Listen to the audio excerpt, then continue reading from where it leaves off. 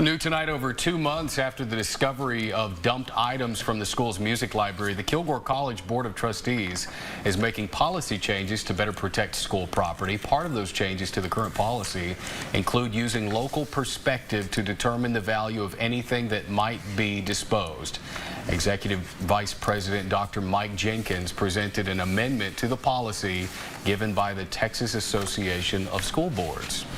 In particular, it specifies that care will be taken when dealing with property that could have historical significance or that would have sentimental appreciation to the institution. Additionally, any property that is 25 years or older and in good condition will be further evaluated for historical and sentimental value in an effort to preserve the meaningful property that's important to the campus.